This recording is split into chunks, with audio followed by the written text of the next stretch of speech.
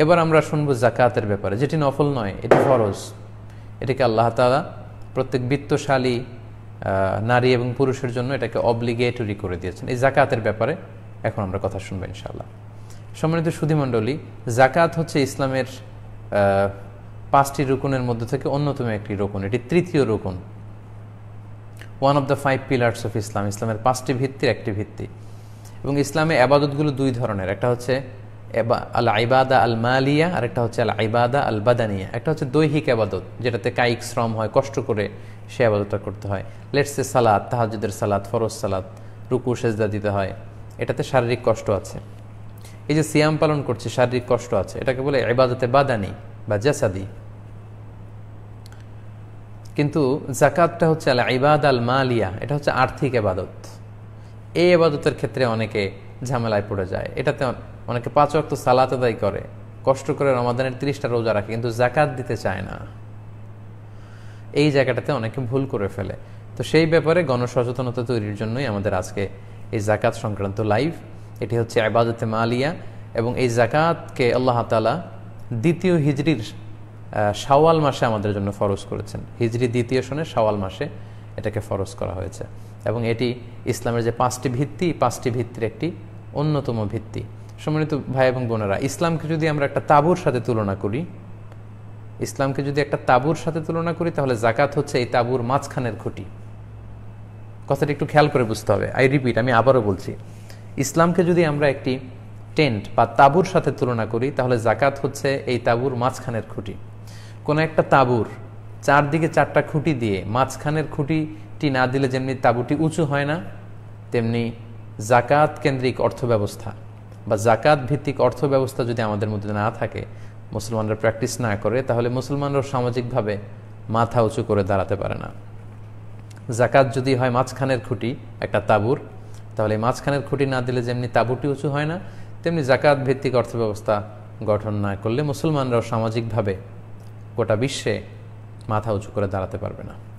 আমাদের অনেকে যারা বিত্তশালী আছেন, সম্পদশালী আছেন, জাকাতকে একটা বার্ডেন মনে করে এটা একটা বোঝা। আসলে এটা বোঝা না, এটা সামাজিক ভারসাম্য রক্ষার জন্য আল্লাহ তাআলা ফরজ করেছেন। এটা একটা সোশ্যাল সিকিউরিটি নেট, একটা সামাজিক নিরাপত্তা বলয়। ইসলাম চায় সবার হাতে টাকা থাক, সবাই সুখে শান্তিতে থাক। কাইলা ইয়াকুনা দুলাতান বাইনাল আগনিয়া মিনকুম, সম্পদ তোমাদের মধ্যে থেকে যারা বিত্তশালী তাদের হাতে যাতে কুক্ষিগত না হয়, এজন্যই আল্লাহ তাআলা জাকাতের মতো এরকম চমৎকার বিধানটি আমাদের জন্য ফরজ করেছেন। ইসলাম এটা চায় না যে রাস্তার এক পাশে থাকবে 5 তলা, আরেক পাশে গাছতলা। এটা ইসলাম কখনো চায় না। ইসলাম চায় না যে শহরের এক পাশে 7 স্টার হোটেল থাকবে, 5 স্টার হোটেল থাকবে, 5 তারকা হোটেল, যেখানে খাদ্য, আনন্দ, এন্টারটেইনমেন্ট, সুখ, বিত্ত, বৈভবের ছড়াছড়ি, আর এই শহরেরই আরেক পাশে বস্তির ভেতরে দুমড়ে মুচড়ে কেঁদে একজন লোক অনাহারে দিন কাটাবে। এটা ইসলাম চায় না। বরং ইসলাম চায় সম্পদের তারল্য গোটা সমাজের সবার কাছে যেন পৌঁছে যায়। এজন্য ইসলাম জাকাতটাকে খুব বেশি গুরুত্ব দিয়েছে। এবং কালামুল্লাহ মাজিদে ইন্ডিভিজুয়ালি 86 বার, 86 টাইমস, 86 বার এই জাকাতের কথা আল্লাহ তাআলা উল্লেখ করেছেন। আর সালাতের সাথে মানে নামাজের সাথে যুক্ত করে 29 বার উল্লেখ করেছেন। নানাভাবে আল্লাহ তাআলা এই জাকাতের কথা বলেছেন। কোথাও আল্লাহ বলেছেন আকামাস সালাহ ওয়া আতাজ যাকাত, তারা নামাজ কায়েম করে জাকাত দেয়। কোথাও বলেছেন ইউকিমুনা সলাতা ওয়া ইউতুনা যাকাত, বিশ্বাসীরা তারা সালাত কায়েম করে জাকাত দেয়। কোথাও বলেছেন আকামুস সলাতা ওয়া আতাউজ যাকাত। নানাভাবে নানা ফর্মে আল্লাহ তাআলা এই জাকাতের কথা কিন্তু উল্লেখ করেছেন। এবং সম্মানিত দিনী ভাই এবং বোনেরা, মজার ব্যাপার হচ্ছে জাকাত কিন্তু শুধু আমাদের উপরই ফরজ নয়, আমাদের আগে যত নবী ছিল, যত উম্মত ছিল, সবার উপরে কিন্তু আল্লাহ তাআলা এই জাকাতকে ফরজ করে দিয়েছিলেন।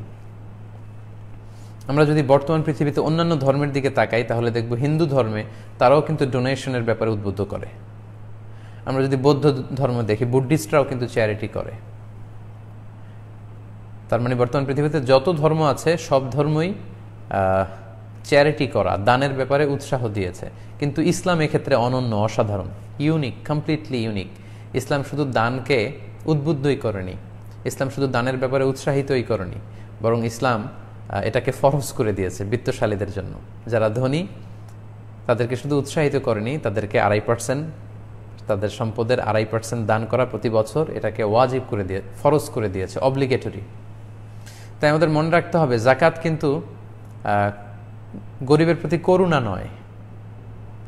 যারা যাকাত দিচ্ছেন তারা গরিবদের প্রতি করুণা করছেন, দয়া দেখাচ্ছেন, বিষয়টা এমন না। এটা গরিবদের হক। আল্লাহ বলছেন ওফি আমওয়ালিহিম হাক্কুন লিসাইলি ওয়াল মাহরুম। আর বিত্তশালীদের সম্পদে, ধনীদের সম্পদে গরিবদের অধিকার রয়েছে, যেটাকে রাইটস বলে, হিউম্যান রাইটস, উইমেন রাইটস। এরকম যাকাতটা হচ্ছে, এটা হচ্ছে poor peoples right, vulnerable peoples right. সমাজে যারা সুবিধা বঞ্চিত, গরিব দুস্থ, এটা তাদের অধিকার, এটা তাদের প্রতি দয়া নয়। আমি যাকাত দিয়ে আমি কোনো দয়া গরিবকে দেখাচ্ছি না, বরং গরিব লোকটি যাকাত নিয়ে আমার প্রতি দয়া দেখিয়ে গিয়েছে। এর কারণ আমার যাকাত দেয়া ফরজ, এটা আমাকে দিতেই হবে। এটা না দিলে আমি শাস্তির সম্মুখীন হব, আল্লাহর সুপ্রিম কোর্টের কাঠগড়ায় আমি আসামি হিসেবে দাঁড়াবো। কিন্তু একজন গরিবের জন্য যাকাত নেয়া কিন্তু ফরজ নয়। সে চাইলে যাকাত নিতেও পারে, যাকাতের টাকা না নিয়ে কষ্টেও দিনাতিপাত করতে পারে। তার মানে আমি যাকাত দিয়ে তার প্রতি করুণা করছি না, বরং সে আমার কাছ থেকে যাকাত নিয়ে সে আমাকে হেল্প করে যাচ্ছে, আমাকে বাঁচাচ্ছে, সে আমার দায় মুক্তি ঘটাচ্ছে সে। কারণ এটা দিতে না পারলে আমি কিন্তু দায় থেকে মুক্ত হচ্ছি না। তাই আমার প্রিয় বিত্তশালী ভাই এবং বোনেরা যারা আছেন, আমরা যেন কখনো এটা মনে না করি যে যাকাত দিয়ে আমরা করুণা করছি। না, এটা অব্লিগেটরি, আমাদের ফরজ কাজটুকুন আমরা করছি। এই জন্য সূরা তিরমিজির একটি হাদিসে আল্লাহ রাসূল সাল্লাল্লাহু আলাইহি ওয়াসাল্লাম বলেছেন, ইযা আদাইতা যাকাতা মালিক ফাকাদ কাদাইতা মা আলাইক। যখন তুমি যাকাত দিলে তখন তুমি করুণা করনি, বরং তোমার উপর যেটা অবধারিত ছিল তুমি সেটাই করেছো। এবং ইসলামের এই যাকাতের সিস্টেম, এটা রাষ্ট্রীয়ভাবে উত্তোলনের কথা, অর্থাৎ গভর্নমেন্ট এই যাকাতকে কালেক্ট করবে এবং যারা গরিব পুর সিটিজেন আছে তাদের মধ্যে বিতরণ করবে। সহিহ বুখারীর বর্ণনা যে তুখাযু মিন আগনিয়াইহিম ওয়া তুরাদ্দু আলা ফুকারাইহিম। It will be taken from the richer section of the society and it will be distributed to the poor people, the vulnerable people of the society. এটা মুসলিম সমাজের ধনীদের থেকে উত্তোলন করা হবে এবং গরিবদের মধ্যে বিতরণ করে দেয়া হবে, যাতে করে সমাজে দারিদ্র্য বিমোচন হয়ে যায়, খাদ্যের অভাবে, টাকার অভাবে কেউ যাতে আর কখনো কষ্ট না পায়। অর্থাৎ এই অর্থের তারল্য, এই লিকুইডিটি যাতে সবার হাতে হাতে থাকে, সবাই মিলে যাতে একটা সুখী সমৃদ্ধ দেশ এবং সমাজ গড়ে তুলতে পারে। এবং আমরা কিন্তু দেখেছি এটার সুফল। আমরা যদি ওমরে ফারুক রাদিয়াল্লাহু তাআলা আনহুর সময়কালের দিকে তাকাই, ওসমান যুন নুরাইনের সময়কালের দিকে তাকাই, আমরা পঞ্চম খলিফা ওমর ইবনে আব্দুল আজিজের সময়কালে যদি তাকাই, যাকাতের সঠিক এবং সুষ্ঠু ব্যবহারের মাধ্যমে ওনারা এমন ওয়েলফেয়ার স্টেট গঠন করেছিলেন যে জাকাতের টাকা দেয়ার মতো লোক ছিল না। মক্কা মদিনাতে অন্যান্য গভর্নররা জাকাতের টাকা যখন পাঠাতো তখন ওনারা হিমশিম খেয়ে যেতেন যে এই জাকাতের টাকা কোথায় দিবে। মক্কায়, মদিনায়, এই দুইটি বড় শহরে জাকাত নেয়ার মতো একজন লোক নেই, জাকাতের টাকা রিসিভ করার মতো একজন লোক ছিল না। এবং আমাদের প্রিয় মাতৃভূমি বাংলাদেশকে আমরা অনেকে গরিব দেশ বলি বা নিম্ন আয়ের একটা দেশ বলি। আমাদের দেশেও যে পরিমাণে বিত্তশালীরা আছেন, বিজনেস ম্যাগনেটরা আছেন বা সিআইপিরা আছেন, তারা সবাই যদি সঠিক পদ্ধতিতে, ইসলামের দেখানো যে গাইডলাইন, সেই পদ্ধতিতে যদি জাকাত দেওয়া হতো এবং সেন্ট্রালি গভর্নমেন্ট যদি এই জাকাত সঠিকভাবে কালেক্ট করে সঠিকভাবে ডিস্ট্রিবিউশন করতো, তাহলে বাংলাদেশে কোনো গরিব থাকতো না। আমাদের বাংলাদেশের দারিদ্র্য মোচন করে আমরা মিয়ানমারে কিছু জাকাতের টাকা পাঠাতে পারতাম, মিয়ানমারের মুসলমানদের জন্য। ইন্ডিয়ার কয়েকটা স্টেটকে আমরা দারিদ্র্যমুক্ত করতে পারতাম এই জাকাতের টাকা দিয়ে। কিন্তু সেইভাবে কিন্তু জাকাত উত্তোলন বা জাকাত ডিস্ট্রিবিউশনের যে ডায়নামিজম, সেটা কিন্তু আমরা দেখতে পাচ্ছি না।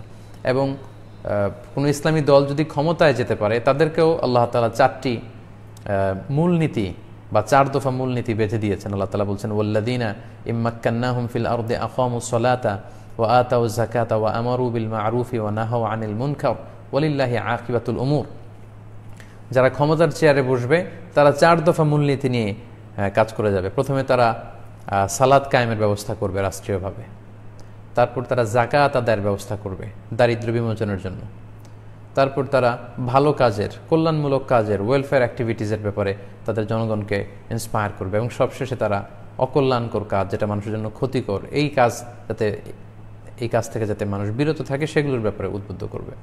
তো এভাবে ইসলাম কিন্তু আমাদেরকে যাকাতের ব্যাপারে গুরুত্ব আরোপ করেছে। পাশাপাশি কোরআনের বিভিন্ন জায়গায় আমরা যখন বিশ্বাসীদের গুণাবলীর কথা পড়ি, যে বিশ্বাসীদের গুণাবলী কেমন, সেখানে কিন্তু আল্লাহ তাআলা বিভিন্ন জায়গায় বলেছেন যে ওয়াল্লাযীনা হুম লিয-যাকাতি ফাঈলুন। সূরা মুমিনুনে বিশ্বাসীদের যে গুণাবলী পাওয়া যায় সেখানে আল্লাহ বলছেন বিশ্বাসীরা তারা তাদের উপর যখন যাকাত ফরজ হয় তারা এই যাকাতকে তারা আদায় করে, এই যাকাত প্রদানে তারা গরিমসি করে না। তাই সম্মানিত দিনী ভাই এবং বোনেরা, আল্লাহ তাআলা আমাদের যাদেরকে তার বিশেষ নেয়ামতে বিত্তশালী বানিয়েছে, সম্পদশালী বানিয়েছে, সলভেন্ট বানিয়েছে, আমরা যেন আমাদের এই ফরজ যাকাতটুকু অত্যন্ত গুরুত্বের সাথে আদায় করি।